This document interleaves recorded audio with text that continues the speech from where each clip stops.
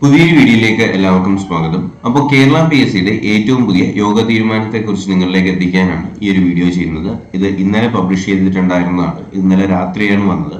അപ്പോൾ ശ്രദ്ധിക്കുക, എന്തൊക്കെയാണ് കേരള PSCയുടെ ഏറ്റവും പുതിയ യോഗ തീരുമാനത്തിനകത്ത് പറയുന്നത് എന്ന് നമുക്ക് നോക്കാം. ഇതിനകത്ത് ഏറ്റവും പ്രധാനമായിട്ടും കുറച്ചധികം ലിസ്റ്റുകൾ പ്രസിദ്ധീകരിക്കുന്നതിനെ കുറിച്ചും അതുപോലെ തന്നെ ചുരുക്കപ്പട്ടികകൾ, സാധ്യതാ പട്ടികകൾ, അതുപോലെ പ്രായോഗിക പരീക്ഷകളും ഓൺലൈൻ പരീക്ഷകളെ കുറിച്ചുമാണ് ഇതിനകത്ത് പറയുന്നത്. ആദ്യമായിട്ട് പറയുന്നത് ചുരുക്കപ്പട്ടികകൾ പ്രസിദ്ധീകരിക്കാനായിട്ട് പോകുന്നു എന്നാണ് പറയുന്നത്. അപ്പോൾ ഏതൊക്കെ ചുരുക്കപ്പട്ടികകളാണ് വരുന്നത് എന്ന് നമുക്ക് നോക്കാം.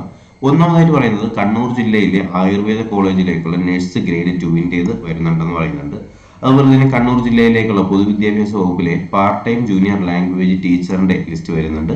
അതുപോലെ തന്നെ പോലീസിന്റെ വരുന്നുണ്ട് കേട്ടോ. അപ്പോൾ പോലീസിന്റെ എന്ന് പറയുമ്പോഴത്തേക്കും പോലീസിന്റെ സബോർഡിനേറ്റ് സർവീസ് വകുപ്പിലേക്കുള്ള വുമൺ പോലീസ് കോൺസ്റ്റബിളിന്റെ ആണ്, വുമൺ പോലീസ് ബറ്റാലിയൻ എന്ന് പറയുന്ന വിഭാഗത്തിലേക്കുള്ള ചുരുക്കപ്പട്ടികകളാണ് വരാനായിട്ട് പോകുന്നത്. ഇത് പട്ടികവർഗത്തിൻ്റെതാണ്. അതുപോലെ തന്നെ പോലീസ് വകുപ്പിലേക്കുള്ള പോലീസ് കോൺസ്റ്റബിൾ ആംഡ് പോലീസ് ബറ്റാലിയന്റെ പട്ടികവർഗത്തിന്റെ ചുരുക്കപ്പട്ടികകൾ വരാനായിട്ട് പോകുന്നുണ്ട്. അതുപോലെ തന്നെ പോലീസ് വകുപ്പിലേക്കുള്ള പോലീസ് കോൺസ്റ്റബിളിന്റെ ആംഡ് പോലീസ് ബറ്റാലിയന്റെ പട്ടികജാതി പട്ടികവർഗത്തിൻ്റെത് വീണ്ടും ഒരെണ്ണം വരുന്നുണ്ട്. 2020-ലേതാണ് ഇതൊക്കെ. അതുപോലെ തന്നെ Kerala state industrial development corporation ലിമിറ്റഡിലേക്കുള്ള ലീഗൽ അസിസ്റ്റന്റിൻ്റെത് വരുന്നുണ്ട്. അതുപോലെ തന്നെ കേരള കോഓപ്പറേറ്റീവ് മാർക്കറ്റിംഗ് ഫെഡറേഷൻ ലിമിറ്റഡിലേക്കുള്ള കെമിസ്റ്റ്, ഇത് ജനറലിൻ്റെതാണ്, അതും വരുന്നുണ്ട്. അപ്പോൾ ഇത്രയും ചുരുക്കപ്പട്ടികകളാണ് ഇനി വരാനായിട്ട് പോകുന്നത്. അതുപോലെ തന്നെ സാധ്യതാ പട്ടികകൾ പ്രസിദ്ധീകരിക്കാനായിട്ട് പോകുന്നത് കാസർഗോഡ് ജില്ലയിലേക്കുള്ള കാർഷിക വികസന കാർഷിക ക്ഷേമ വകുപ്പിലേക്കുള്ള സോയിൽ കൺസർവേറ്ററിന്റെ സൂപ്രണ്ടന്റ് എന്ന് പറയുന്ന ഒരു പോസ്റ്റിലേക്കുള്ള സാധ്യതാ പട്ടിക വരാനായിട്ട് പോകുന്നുണ്ട്. അതുപോലെ തന്നെ സർക്കാർ ഉടമസ്ഥതയിലുള്ള വിവിധ കമ്പനി ബോർഡ് കോർപ്പറേഷനുകളിലേക്കുള്ള ലോവർ ഡിവിഷൻ ക്ലർക്ക്, LDC ടൈപ്പിസ്റ്റിന്റെ വരാനായിട്ട് പോകുന്നുണ്ട്.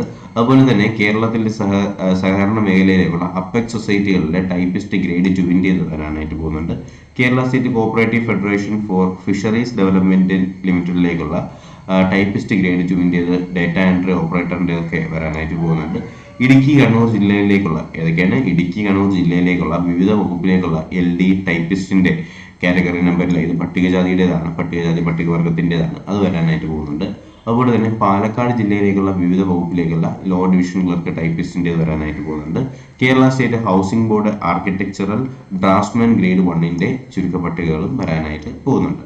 അതുപോലെ തന്നെ പിന്നെ വരുന്നത് Kerala cooperative milk marketing federation ലിമിറ്റഡിലേക്കുള്ള ടെക്നീഷ്യൻ ഗ്രേഡ് 2 വരുന്നുണ്ട്. കണ്ണൂർ ജില്ലയിലേക്കുള്ള ആരോഗ്യ വകുപ്പിലേക്കുള്ള സ്റ്റാഫ് നഴ്സ് ഗ്രേഡ് 2 വരാനായിട്ട് പോകുന്നുണ്ട്. അതുപോലെ തന്നെ അടുത്ത് പിന്നെ പറയുന്നത് പ്രായോഗിക പരീക്ഷ നടത്തുന്നു എന്ന് പറയുന്നുണ്ട്. തിരുവനന്തപുരം ജില്ലയിലെ NCC സൈനികക്ഷേമ വകുപ്പിലേക്കുള്ള ഡ്രൈവർ ഗ്രേഡ് 2 അല്ലെങ്കിൽ വിമുക്ത ഭടന്മാർ മാത്രമാണ് ഇതിനകത്ത് ഉൾപ്പെടുത്തിയിട്ടുള്ളത്. 1ാം NCA ഈഴവയുടേതാണ്. അപ്പോൾ ഇവരുടെ പ്രായോഗിക പരീക്ഷ നടത്തുന്നുണ്ടെന്ന് പറയുന്നുണ്ട്. ഓൺലൈൻ അല്ലെങ്കിൽ OMR പരീക്ഷ നടത്താനായിട്ട് പോകുന്നത് തിരുവനന്തപുരം ജില്ലയിലേക്കുള്ള വിദ്യാഭ്യാസ വകുപ്പിലെ full time junior language teacher അറബിക്കിൻ്റെതാണ്. അത് 1ാം NCA ആണ്. കാറ്റഗറി നമ്പറും ഇതിനകത്ത് കൊടുത്തിട്ടുണ്ട്. അപ്പോൾ ഈ ഒരു PDF നിങ്ങൾക്ക് ആവശ്യമുണ്ടെങ്കിൽ നിങ്ങൾ നമ്മുടെ ടെലഗ്രാം ചാനലിലേക്ക് ഒന്ന് ജോയിൻ ചെയ്താൽ മതി. ലിങ്ക് ഞാൻ ഡിസ്ക്രിപ്ഷൻ ബോക്സിൽ കൊടുത്തേക്കാം. അതുപോലെ തന്നെ ഈ ഒരു നോട്ടീസിനകത്ത് നമ്മുടെ 12th ലെവലിനെ കുറിച്ചോ അല്ലെങ്കിൽ നമ്മുടെ ഡിഗ്രി ലെവലിൻ്റെ ഒരു അറിയിപ്പും ഇതിനകത്ത് ഇതുവരെ കാണാനായിട്ട് കഴിഞ്ഞിട്ടില്ല. അതിന് എപ്പോഴാണ് ഇതിൻ്റെ റിസൾട്ടുകളും കാര്യങ്ങളൊക്കെ വരാനായിട്ട് പോകുന്നത് എന്ന് നമുക്ക് പറയാനായിട്ട് ഒരു നിർവാഹവും നിലവിൽ ഇപ്പോൾ ഇല്ല. അപ്പോൾ ഒരുപാട് പേര് ചോദിക്കുന്നുണ്ട് നമ്മുടെ ഡിഗ്രി ലെവലിൻ്റെ റിസൾട്ട് എന്തായി, 12th ലെവൽ മെയിൻസിൻ്റെ റിസൾട്ട് എന്തായി.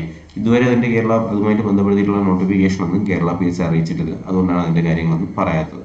അപ്പോൾ എന്തായാലും വരുന്ന അപ്ഡേറ്റുകളും കാര്യങ്ങളും ഒക്കെ ഉടനെ നിങ്ങൾക്ക് എത്തിക്കുന്നതായിരിക്കും. അപ്പോൾ അപ്ഡേഷൻസ് ലഭിക്കുന്നതിനായിട്ട് എന്ത് ചെയ്യുക, ചാനൽ സബ്സ്ക്രൈബ് ചെയ്യുക, ബെൽ ബട്ടൺ കൂടി എനേബിൾ ചെയ്തുകൊണ്ട് വീഡിയോസ് വരുന്നുണ്ടെന്നുള്ള കാര്യത്തിൽ ഉറപ്പ് വരുത്തുക. ഓക്കെ, അപ്പോൾ എന്തായാലും പുതിയൊരു വീഡിയോയും ക്ലാസ്സും ഒക്കെ ആയിട്ട് ഉടനെ തന്നെ കാണാം. അതുവരെ എല്ലാവർക്കും bye, good bye, take care.